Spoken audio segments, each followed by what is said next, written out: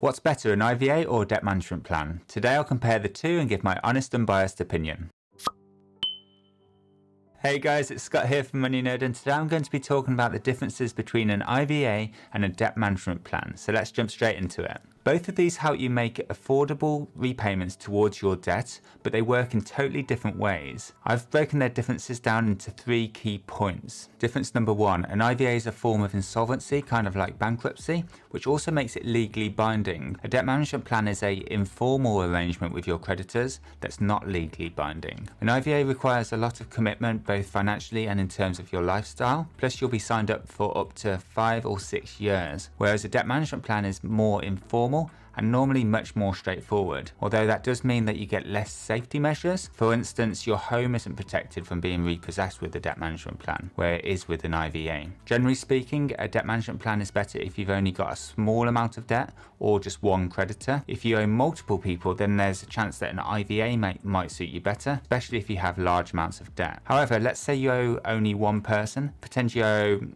a local council for a few months unpaid council tax. Agreeing to a debt management plan with them is far more likely to be successful than an IVA, which is probably overkill for that particular situation. Next up, IVAs and debt management plans are very different to set up. To get started with an IVA, you'll need the help of an insolvency practitioner. That's because an IVA is a legal agreement and needs professional input. The knock-on for you is that you'll also have to pay some fees to the insolvency practitioner for them to do this for you. A debt management plan cuts out the middleman, so to speak, and it saves you having to pay fees. Setting up your own debt management plan can be done through a charity like National Debtline or Step Change, and their advice and resources are free, and they can help you get your debt management plan off the ground. So why would you pay fees for an IVA if a debt management plan is free? Well, if you go with a debt management plan, you won't write off a chunk of your debt like you would with an IVA, and you also won't protect your assets in the same way. That's because when you take out an IVA, the courts ensure that creditors can't come after things like your home. However, your house won't be protected in the same way if you get into a debt management plan. It's a common worry that I see all the time from people in debt,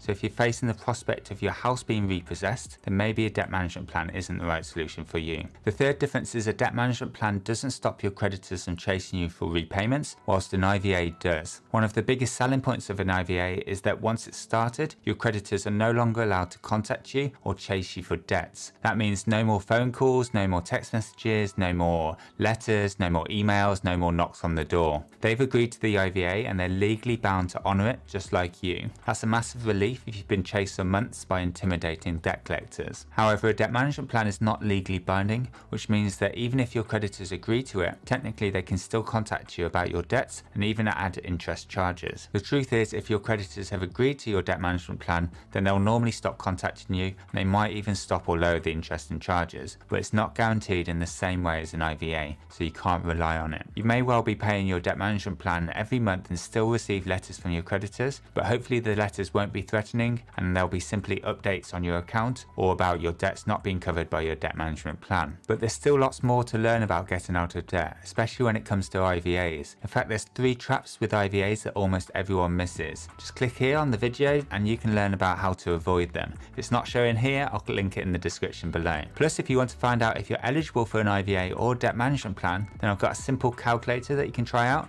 I'll link that in the description below. It only takes a couple of minutes and it won't cost a penny.